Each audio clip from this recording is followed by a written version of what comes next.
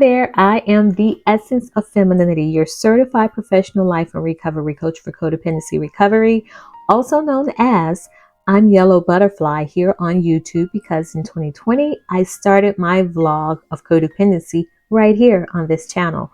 So thank you for watching. Please subscribe and let's dive on into today's content.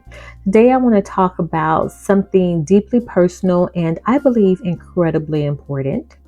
I think it's important.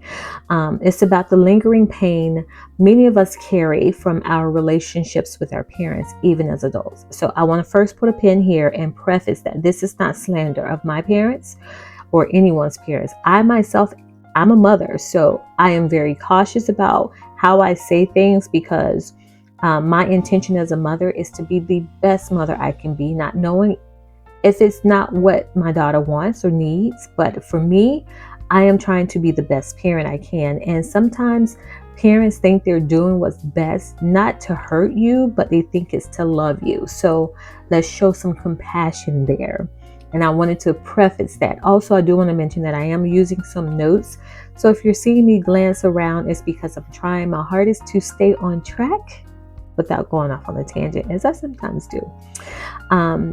I do want to mention that oftentimes when we're growing up, we often look to our parents for validation, for love and support. And these are what I believe are fundamental needs for any child, not just for myself, but for any child. I believe that the validation, the love, the support is important to the overall growth of the child. But I want to ask this: what happens when those needs aren't met? And I want you to ask yourself this question too. What happens to the child when those needs are met? And even as an adult, what happens when you're not hearing your parents say, or when you haven't heard your parents say, I'm proud of you, or that they love you, or that they support you? Or even if they say, I love you, their behavior and things that they've done that's embedded in your core memory contradicts what you think love is. Yeah. And if they feel like, also, what happens when you feel like you didn't get the support that you needed? They may feel like it was support, but you needed something more. What happens to you when that is absent? Okay, ask yourself that. For many of us, for myself and for many of us, this lack of affirmation can lead to deep-seated emotional pain that persists into adulthood. And I know for a fact this was my case. It's not something that just goes away because we grow older. In fact, it can manifest into various aspects of our lives, often in ways that we don't even realize. Yeah, now that I'm thinking about it, it even when I've gone through my own therapy and coaching, it manifests in ways that we don't even understand, or even it's like, who knew? Because I did it. One of the most significant impacts in our sense of self-worth is when we don't receive that crucial emotional support from our parents. We may constantly seek approval and validation from others. And this will lead to being a part of some of the most horrendous relationships. I'm raising both hands because I've been there. Not having the right type of validation, not getting the right type of support, the love that you desperately need to grow into a positive sense of self-worth. It will have you attract you will attract the wrong people, and you will attach to the wrong people. Now, some parents, they're doing the best they can. There's something called historical trauma, generational trauma, cultural trauma. There's so many things that happen in people's lives, and when they have children, they raise them based off of their experiences. And I can remember growing up hearing, you shouldn't think too highly of yourself. You ought not think of yourself in a certain way, where nowadays we encourage you to think positively about yourself. And when I think back on that, it's almost as if anytime I was excited about something in my life, or even excited for myself about something, I was always pulled off of that pedestal that I wanted to put myself on. And putting yourself on a pedestal is not a necessarily bad thing. Putting yourself on a pedestal to say, hey, I'm proud of you, pat yourself on the back, or you did really good in that high school talent show, or you aced that test and you feel good about it and you're just happy and excited and you want to celebrate. And then there's someone pulling you down, telling you, no, you can't do that. A lot of that comes from historical trauma, cultural trauma, generational trauma, trauma from the times of past that didn't allow you to see yourself in a positive light. So then when you have children, or in my case, when my parents had me, that is what they taught me, because that's how they had to survive during their time of growing up. Okay, so I just wanted to put that there. And so for me, I know that all of the relationships I've had in the past were bad. I had a conversation with my daughter recently, maybe a couple of days ago, and I shared with her I had never experienced a relationship that I wanted to be in, that I always settled for the type of romantic relationships I was a part of. I never dated anyone that I wanted to date.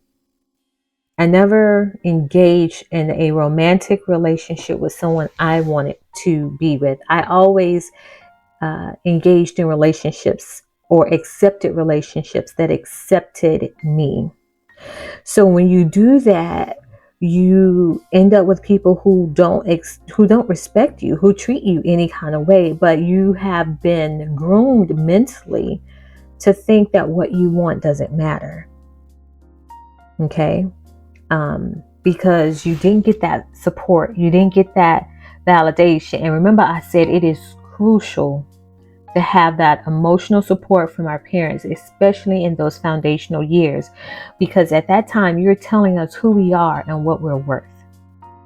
And I have these very transparent conversations with my own daughter, because I like to backtrack where I feel that I made mistakes or didn't do something a way that I think would be conducive to her lifestyle now as an adult.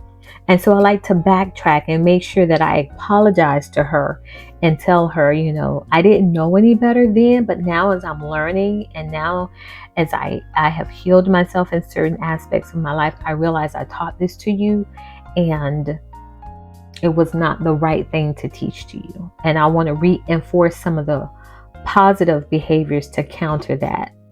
And it's a beautiful thing being able to have this relationship with her, to be able to talk to her so transparently and be vulnerable in a respectful way for both me and for her. And I encourage to never feel that because you're the parent, you cannot approach your child or your children to have these conversations. But I just wanted to share that little tidbit, because I think the more you learn about me and understand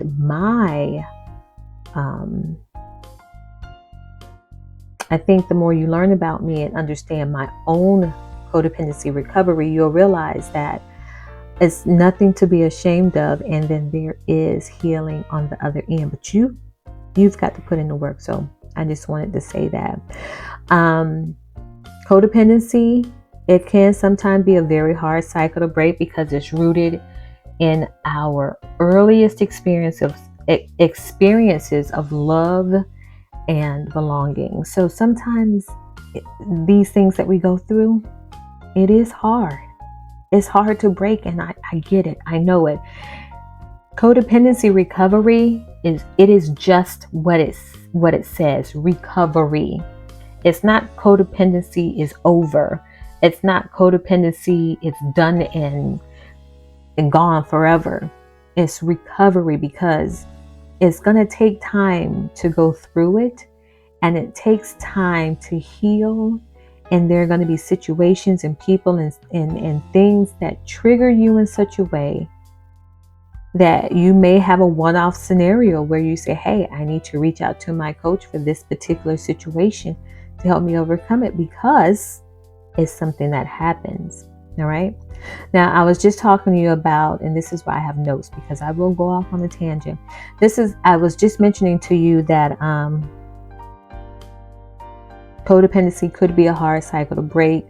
And I was talking about how our earliest experience of love it shows us how we feel about belonging and so forth. And as children, our parents, they are our world. Their words, their actions, it shapes our understanding for who we are. And I just mentioned that. And how we're going to fit into this world. When those messages are consistently negative or absent, or maybe both, maybe coming back and forth, that abandonment too, it leaves a long-lasting wound. It leaves a wound. We may not realize it. Some people have come and gone and left this earth not knowing anything about codependency, not knowing anything about a wound, just thinking the worst of themselves. Yeah, but even as adults, we can find ourselves sometimes yearning for that parental approval. I know I have, and I still go through this all the time, just yearning for the parental approval. And even though I'm a certified professional coach, there are situations that catch me off guard. And I realize, I'm yearning for parental approval. Sometimes I get mad at myself because I fall prey to the scenario, or sometimes I catch it and say, whoa, hey, I see what's happening here, ha ha ha. But it's something that I can say will still probably come up. Will you get better at it? Absolutely. Like, I consider myself, when I do my self-awareness check and I gauge my growth, I know for a fact that the recovery helps. I know for a fact that I could look at my trajectory and see where the needle have moved significantly. Okay. But yearning for your parents' approval is like, it's like a missing piece of that puzzle. You might achieve great things in your career. You may have fulfilling relationships. You may have successful lives. But there is always going to be that little part where you say, I want them to be proud of me. I wish they would just say, I'm proud of you. Job well done. Kudos. And hoping that they will acknowledge our worth or who we are, or acknowledge something significant about us. Not publicly, but to us. Because sometimes they'll do it publicly to other people when you're not around, but you'll never hear it. Or if it gets back to you that they did say it, you're thinking to yourself, well, hell, they told you that? It's almost shocking to hear that they said it, because it's like, I never heard it. Why won't he or she tell me that? Yeah, I just wanted to say that. Just know that healing from this kind of hurt is a journey. I'm going to repeat that over and over and over. And I'm sorry, I'm getting a little warm. Turn the air conditioning off to make this video. It is going to involve recognizing that our parents' inability to provide that kind of love and support that we needed is not a reflection of our worth. It's not a reflection of them being bad people. It's about understanding that their limitations cannot define who we are. Therapy can be incredibly helpful in this process. Coaching can be incredibly helpful in this process, offering a space to explore those feelings and develop those healthier patterns that we need when it comes to self-evaluation. Okay. I want you to remember that it is okay to feel hurt, because I have felt hurt. I still feel hurt sometimes. And sometimes you just have to feel that hurt. Sometimes you just have to be in that hurt for a moment, acknowledge what you're feeling, and then move forward. I have plans that I have created specifically for this, because It is a very popular thing, whether you know it or not. And this is something I also remind myself of as a recovering codependent. But I want you to know it's okay to acknowledge that pain. And by doing so, we take the first step towards healing. And that is making sure that you have a coach that's helpful with the codependency recovery, which is me. And that's who I am, to help you, to help uplift you, to help seek out your support and practice those self-compassion techniques. I know I said a lot, but I do want to thank you for watching this. I want to thank you for allowing me to talk about this personal journey. I try not to let my videos be too long. I glanced down and noticed that I'm almost at 20 minutes. So I want to wrap this up. But if this did resonate with you, please share your thoughts and experience in the comments below. And don't forget to visit the link in the description to schedule your sessions. I'd like to be your coach for your healing journey. And just don't forget to schedule your sessions and get started. In the meantime, I am your certified professional life and recovery coach. I'd love for you to like, share, and subscribe to my channel for more content. And until the next time, take care of yourselves and remember that you are just as worthy as you are right now. All right. Bye.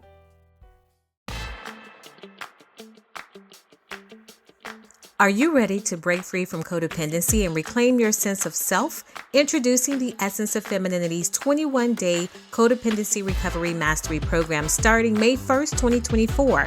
Led by a certified professional life and recovery coach, this program offers guidance and support to help you navigate the complexities of codependency and foster healthier relationships. But hurry! Participation is limited and seats are filling up fast. Don't miss this opportunity to embark on a journey of healing and empowerment. The Essence of Femininity, empowering you to reclaim your authenticity and live a life of freedom.